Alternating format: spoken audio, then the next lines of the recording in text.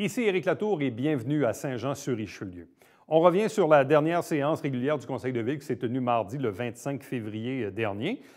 Parmi les sujets qui ont été traités, il y en a un qui est revenu et qui revient périodiquement, c'est celui de l'aéroport municipal, problématique de bruit. Raymond Boucher, le président de Vigilance Aéroport, était bien sûr sur place parce que là, maintenant, on peut oui, divulguer, rendre public la fameuse étude sur la problématique du bruit. On regarde ça.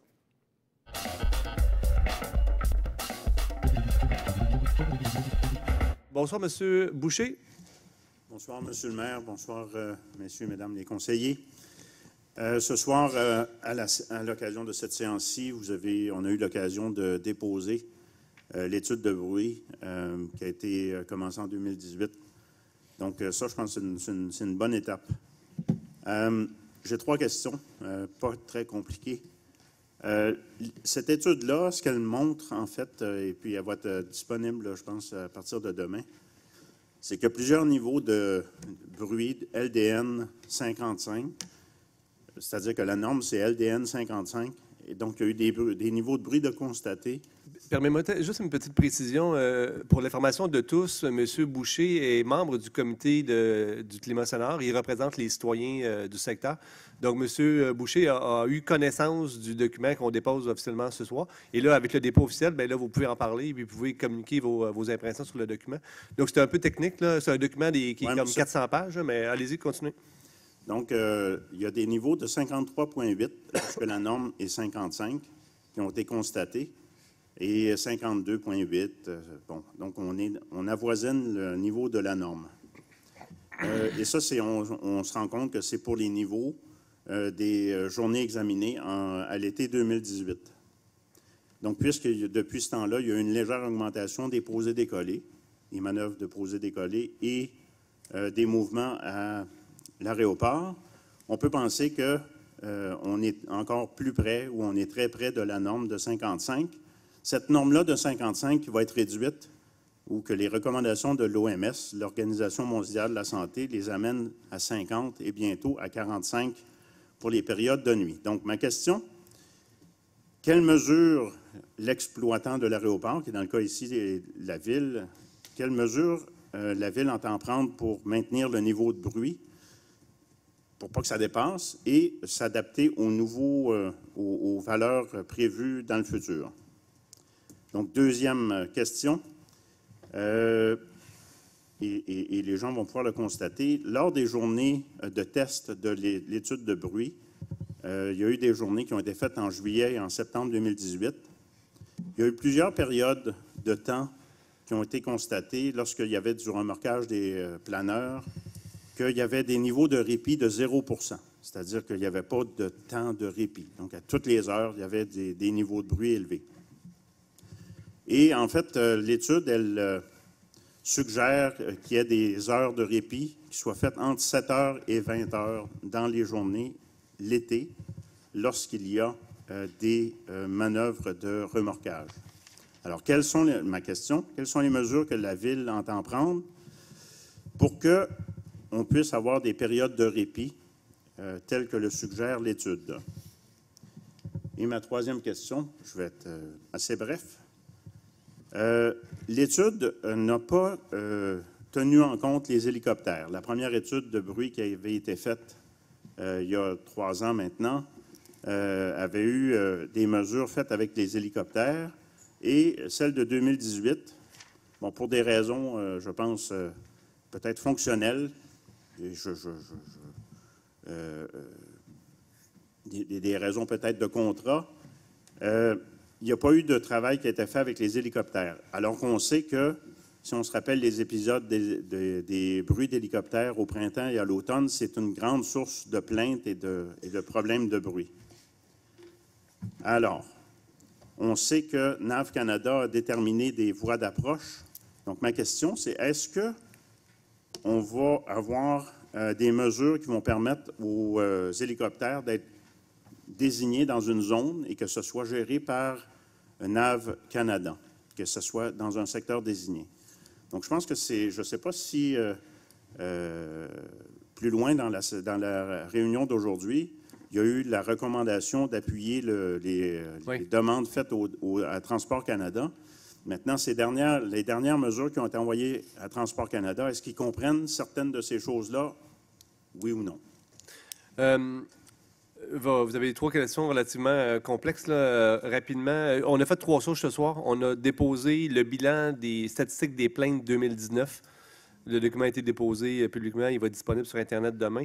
Ce soir, on a aussi déposé l'étude de climat sonore auquel vous faisiez référence, mais on a autorisé au point 14.11, on a autorisé un appui au comité de gestion de climat sonore pour déposer une demande à Transport Canada pour la mise en place de nouvelles procédures d'atténuation de bruit. Ce avec quoi nous sommes en accord, là, évidemment. Évidemment. Donc, quelles sont les mesures spécifiques dans le plan d'action relativement aux hélicoptères? Je ne peux pas vous répondre. Bien, je pense il s'agit de mettre ces éléments-là quand même comme des points importants, puis de les garder dans le radar, de les garder vraiment actifs. Pour s'assurer qu'effectivement, cette étude-là, on va en appliquer des choses. Ma toute dernière... Mais cette nouvelle... Je ne sais pas si c'est possible, Monsieur le directeur général, de rendre public également les procédures justement d'atténuation, le plan d'action qui était prévu pour l'été prochain, si c'est un document qu'on peut le déposer publiquement. Bien, je pense que c'était prévu pour un peu plus tard, là. Donc, ça, je n'ai pas de difficulté avec ça, mais je voulais... Il va y avoir une consultation publique? Présentation publique qui va être... Oui, il va y avoir une présentation le 6 avril. Ça va être annoncé un peu plus tard. Oui. Ouais. Bien, merci beaucoup, monsieur. Et ma toute dernière question, c'est... On a déjà dépassé le temps. Le bail qui a été approuvé ce soir, est-ce qu'il y a la clause de rachat?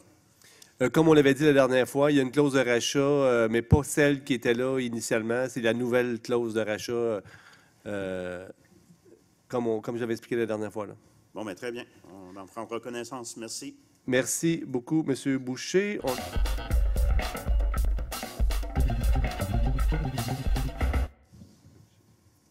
Bonjour, M. le maire. Bonjour tous les conseillers. Bonsoir, M. Tremblay. Je suis Michel Tremblay. Je représente le groupe du Junior 3A parce que les autres membres n'étaient pas disponibles ce soir. Donc, je suis un résident de Saint-Jean. Je suis un ancien joueur de hockey autant junior que senior. Je suis aussi un coach du hockey mineur dans la Ligue de hockey mineur depuis 5 ans du côté de Saint-Jean. Donc, le but de ma présence aujourd'hui, c'était pour remercier dans un premier temps le Conseil d'avoir décalé le vote d'une semaine, la semaine dernière. Ce que ça a permis, c'est que le projet de Junior 3 a pu être présenté de fond en comble au service des loisirs. Et du même coup, je veux remercier le service des loisirs, une équipe très professionnelle. Donc, on a rencontré dont M. Bastien et M. Patrick Laplante. Donc, qui n'est pas pareil avec moi en passant. Pas de problème, j'en doute pas. Donc, on a pu présenter le projet. Puis je pense que c'était la même chose pour l'équipe de l'autre projet, pour la Ligue nord-américaine. On leur souhaite la bonne chance, notamment pour le projet du côté de Saint-Jean. Ma question ce soir, c'est plus, vous avez laissé entendre là, que le projet Junior 3 n'était pas nécessairement en compétition. Je voulais peut-être avoir quelques commentaires là-dessus pour élaborer là-dessus, parce que notre groupe, en sachant que le projet n'est pas exclu, c'est sûr qu'on va vouloir garder le projet vivant. Ce qu'il faut comprendre, c'est que tant au niveau des joueurs, hein, la Ligue nord-américaine, en plus, je résume grossièrement, c'est des joueurs entre 20 et 40 ans. Au niveau de la Ligue junior 3, on parle plus de jeunes entre 18 et 21 ou 21 ans. Donc, c'est deux types de hockey très, très différents. Les spectateurs que ça attire aussi, c'est 2 clientèles différentes. Donc, de là, les projets ne sont pas en compétition l'un avec l'autre. Et puis, les objectifs de chacune des équipes ne sont pas nécessairement les mêmes. Le Junior 3, c'est plus du hockey de développement. Les jeunes qui ont fait du hockey compétition toute leur jeunesse aboutissent finalement, finissent leur carrière de hockey mineur dans ce type de ligue-là.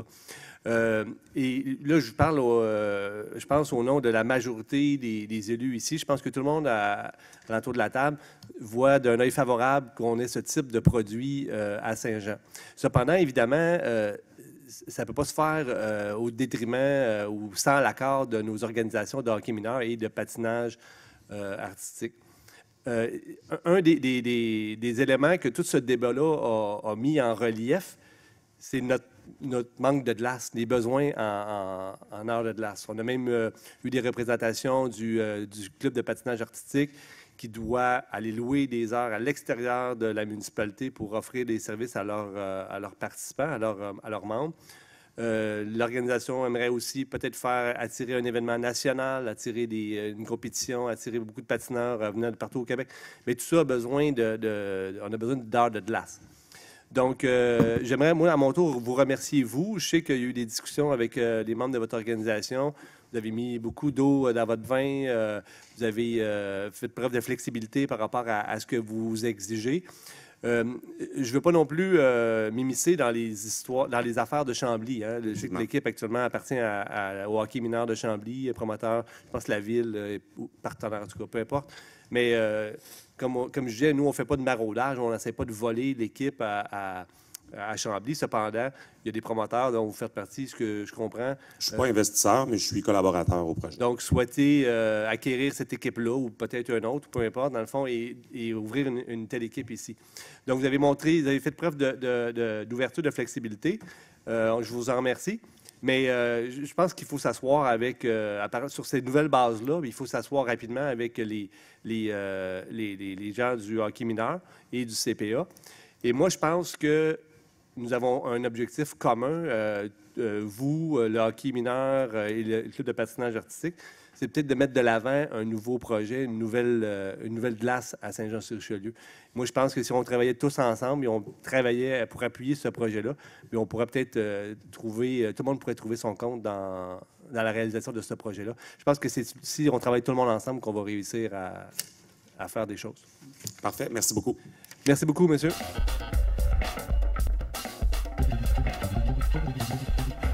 Bonsoir, monsieur Roberge. J'aurais une petite question. Au cours des 2 à 3 dernières années, est-ce qu'il y aurait eu un changement significatif dans la gestion de nos poubelles à Saint-Jean et matières recyclables? Répétez-moi votre question. Au cours des 2-3 dernières années, est-ce qu'il y a eu un changement significatif dans la gestion des poubelles? Ce qu'il y a eu comme changement, c'est l'explosion des coûts des traitements des matières recyclables. Ça c'est un... Et on a dû être imaginatif pour essayer justement d'économiser que les augmentations ne se retrouvent pas dans notre compte de taxes, là. Mais malgré cela, il y a eu quand même des augmentations de notre compte de taxes. OK, parce que... Mais il y a ça, c'est des modifications passées, mais il y a des grosses modifications qui s'en viennent pour le futur. Ce qui va entraîner plus de coûts? Bien oui, parce qu'on va mettre en place cette année, à la fin de l'année de la présente année, 2020, le cueillette de matières compostables. Donc ça va ramener effectivement une partie... ça bouscule aussi la cueillette des matières, des vidanges normales et aussi des matières recyclables. Peut-être que vous avez, à Saint-Jean, bien, partout dans la MRC, actuellement, il y a une tournée de toutes les résidences où Compo Richelieu vient modifier les bacs, vient retirer les cloisons du début pour augmenter la capacité de chacun des bacs, parce que quand on va mettre en place le compost, mais les matières recyclables vont être cueillies seulement aux 2 semaines plutôt qu'aux semaines. Et puis, donc ça, c'est quand même une modification relativement importante. On installe aussi une puce sur le bac, ce qui va nous permettre de déterminer à quelle fréquence les gens amènent leur bac au chemin et à quelle fréquence ils sont levés par le camion. Donc, est-ce qu'il y a eu d'abord une période comme tampon d'adaptation? Si vous dites, bien, elle va à venir. partir de telle date, il y a une matière, le compost, puis là, tout de suite, on passe du recyclage d'une semaine aux 2 semaines. Ça va se dérouler. On ne veut pas, il y a une façon. Ça va se dérouler dans la prochaine année. Il y a des communications qui ont déjà commencé à être déployées, puis il y a d'autres communications qui vont suivre, des envois, des dépliants qui vont être envoyés à tous les résidents, leur expliquer comment on fait du compostage, qu'est-ce qu'on peut mettre, qu'est-ce qu'on ne peut pas mettre. Donc, le compostage va être mis en place, je ne me trompe pas, en novembre, au début de la prochaine hiver. Donc, d'ici là, vous allez entendre beaucoup parler de compos sur quelles sont les modifications puis comment ça va fonctionner. Puis il va certainement avoir des périodes d'ajustement. Il y a certaines familles qui ont beaucoup d'enfants ou qui la cueillette aux 2 semaines de matière recyclable ne fonctionnera pas.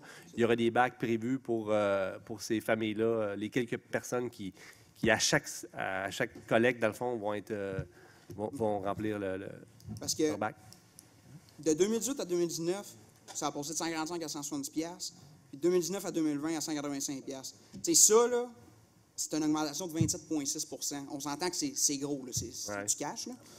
Puis Là, vous me dites que c'est un problème de recyclage. Bien là, d'abord, ça, c'est relié au fait que, je présume, les Chinois n'achètent plus nos matières recyclables. On en parle beaucoup dans les médias, nous même autres, nationaux. Hein? On est pognés pour payer plus cher à cause de ça. Il y a peut-être un constat à faire que le recyclage, oui, c'est bien, mais si on est pour payer je ne sais pas combien de plus pour, au final, que ça meurt en train de se stocker non-stop et que ça pourrit, on se mange la queue. Là, ça... Hey, votre point est très bon, hein, puis ce débat-là a lieu à travers tout le Québec présentement. Le verre, plein de produits. On a de la difficulté à trouver des débouchés. Actuellement, le gouvernement du Québec met beaucoup d'efforts pour essayer d'investir dans les centres de tri pour s'assurer qu'on n'ait plus besoin nécessairement d'exporter nos matières à l'extérieur du pays, mais qu'on puisse les valoriser ici, ce qui ferait plus de sens. Parce que là, on paye à 3 places. Là, hein? Mais c'est ça. Provincial, fédéral, là, des subventions, puis des ci, puis des ça. Fait, mais je comprends votre point, mais... quelque chose à faire pour essayer de diminuer ces coûts-là. Je comprends votre point, mais je pense pas que c'est le souhait de la population et du gouvernement et de la Ville de Saint-Jean de dire, OK, au diable le recyclage, puis on met tout en enfoui. Je pense pas que c'est ça la meilleure solution. Non, mais si on paye ça juste pour notre conscience, pour dire, moi, je fais ma part. Bien, je suis d'accord avec vous. Ouais. En tout cas. Il faut trouver une façon de valoriser nos déchets. Puis voilà. Ouais. Les citoyens peuvent mieux recycler, on peut mieux trier dans nos centres de tri. Donc, il faut trouver des solutions. Malheureusement, tout ça coûte beaucoup d'argent. Vous avez raison. Merci. Merci beaucoup, M. Roberge.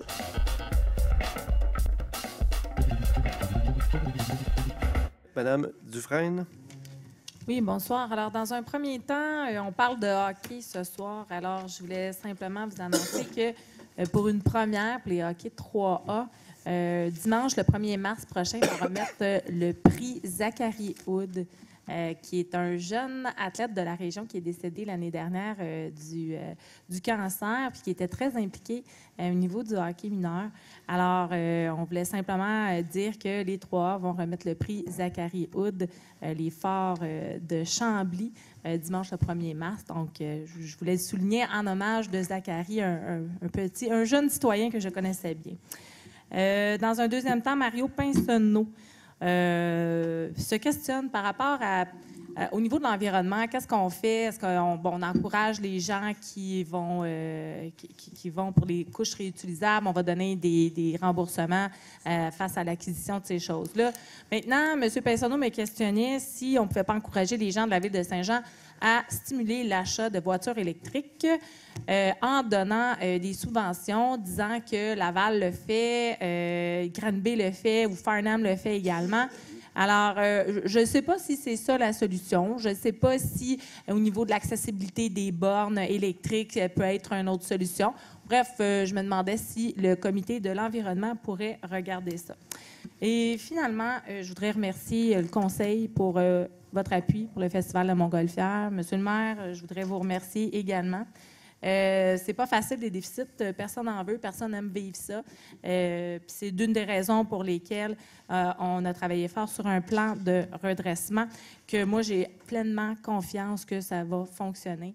Des plus gros déficits, c'est pas vrai qu'on a fait le plus gros déficit cette année. On en a fait un en 2013 qui était de 845 000, puis on en a fait un autre aussi en 2014 de 700 000 qui s'ajoutait en plus de la prime de la Ville. Donc là, il fallait arrêter ce fléau-là. Ça prenait, comme j'ai dit tantôt, un traitement choc. On le fait. Puis je vous dis, je suis très confiante des prochaines années à venir. Puis si les élus sont pour partir de ce comité-là, mais il faut laisser quelque chose en santé à un conseil d'administration qui va bien gérer.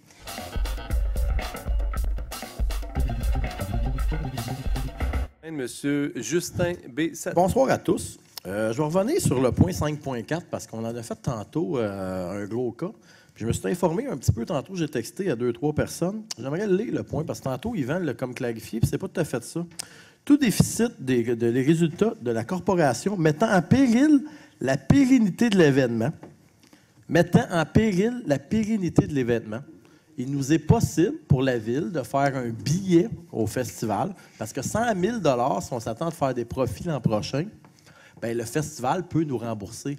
Fait qu'on peut faire un prêt au festival. C'est pas Puis ça n'a pas été justifié que ça mettait en péril, parce qu'il faut que tu le justifies aussi. Fait que c'est pas clair qu'on éponge le déficit. On peut aussi, comme j'ai proposé au Remplanier, faire un billet au festival, puis c'est une dette due à la ville, parce que si on s'entend qu'ils vont faire des profits dans les 2, puis 3, puis 4 prochaines années, nous rembourser. Fait qu'il faut faire attention. Là, c'est pas... puis quand on dit qu'il a lu, là, bien, M. Berthelot, je l'invite à le refaire aller par des avocats ou même par le greffier, qu'on ait un avis juridique, mais mettant en péril, là, il faut que ça soit déterminé. C'est pas le déficit est payé par la ville, c'est mettant en péril le festival. Fait que, des fois, il faut faire attention avec la vérité qui n'est pas nécessairement tout dit ou tout écrit. Pour ce qui est aussi du festival, tantôt, un côté que je voulais reparler, j'aimerais aussi qu'on commence à se pencher. Le festival est international, mais il est aussi régional.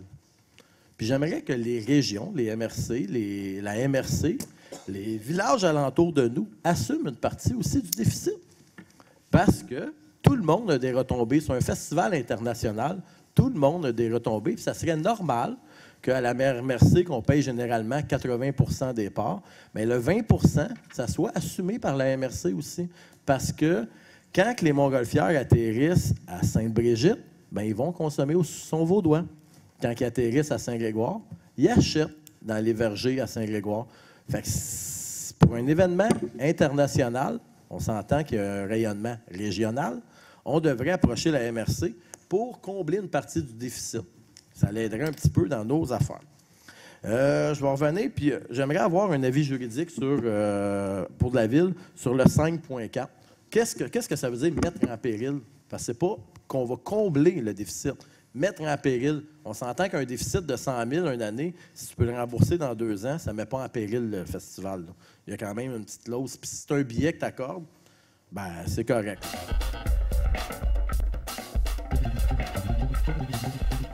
Monsieur Yvan Berthelot.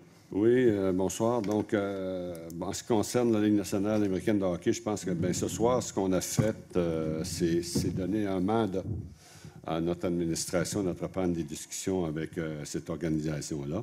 Donc, c'est un mandat de négocier. Je pense qu'il faut faire attention, indépendamment des événements. C'est pas dit que le 24 mars, ça va être un automatisme. Moi, en tout cas, j'ai l'intention de suivre de près les activités de la Ligue. Et moi, je ne souscris pas à ça. Là, chez moi, avec les batailles, je regrette. C'est un discours que je ne suis pas capable d'entendre. Je lisais, vous connaissez tous possiblement Stéphane Laporte, qui est très dans le milieu du showbiz et tout ça, et qui écrit dans la presse, et qui disait que miser sur les bagarres au hockey, ce n'est pas aimer le hockey. C'est croire que le sport en soi est trop plate pour qu'on ait besoin de la violence pour faire vivre des émotions au monde. Le hockey, c'est un sport d'équipe le plus rapide du monde, rien de moins. Pas besoin de bataille de taverne pour le rendre attrayant. Je ne dis pas que c'est ça, là, mais ce n'est pas des batailles de taverne. Là. Il faut bannir la violence. Se taper sur la gueule ne fait pas partie de notre sport. Alors, c'est l'opinion de Stéphane Laporte par rapport au hockey et puis tout le discours à la Ligue junior majeure du Québec qui veut bannir les batailles. Moi, en ce qui concerne aussi le questionnement sur une glace, moi, je pense que quand un projet d'une glace à 10 ou 15 millions, parce qu'on a une équipe semi-professionnelle qui s'installe à Saint-Jean et un boulodrome qui pourrait être de l'ordre de 2,3 millions pour donner effectivement un service à nos aînés qui ont bâti la ville de Saint-Jean, pour moi, le choix n'est pas difficile à faire. Ensuite de ça, je pense que j'écoutais tout à l'heure, le Festival des Montgolfières, il est prévu aussi dans le plan de redressement, bien sûr, un remboursement est prévu. Si on n'était pas intervenu du tout, le festival, cette année, si on était resté au statu quo, il aurait été de 960 000 $. Là, on aurait dû se poser de sérieuses questions, effectivement, sur sa pérennité. Tant mieux, le plan de redressement est en force, est en vigueur, et ça va mieux que prévu. Pour M. Beausoleil, qui semble avoir trouvé mon numéro, si on parle de hockey, c'est assez particulier d'entendre d'un ancien candidat de l'équipe Alain Laplante de me reprocher de ne pas avoir avisé mes collègues qu'il y avait une clause 5.4 d'un document de 24 pages. Moi, je vous laisse un message, M. Beausoleil. Si vous vous présentez comme conseiller municipal aux prochaines élections, si jamais vous êtes en place ou vous donnez un conseil, ne fiez-vous pas ces autres pour faire votre job. vous allez le faire votre job, faites-le par vous-même. Puis ne tenez pas les autres responsables si on ne vous a pas mis le doigt sur un article que vous avez eu dans vos documents que vous n'avez peut-être pas lu. Alors, ce n'est pas de la responsabilité des autres. Alors, je trouve que c'est plus un show de boucan que qu'autre chose. Puis, en ce qui concerne le petit site web, là, en tout cas, je trouve des petites bébelles, là. Je trouve que, vous l'avez dit la dernière fois, si vous n'êtes pas content de la façon dont ça fonctionne en direction générale des élections, plaignez-vous, faites-leur des suggestions. C'est la démocratie, j'ai aucun problème avec ça. Mais pour l'instant, toutes les règles sont suivies, tout est vérifié, tout est correct. Alors, s'il vous plaît, regardez peut-être plus les dépenses juridiques de votre maire qu'un 6 000 $ qui a été autorisé par la Direction générale des élections. Ça serait une question d'intéressant à faire pour vous. Alors, je vous remercie beaucoup.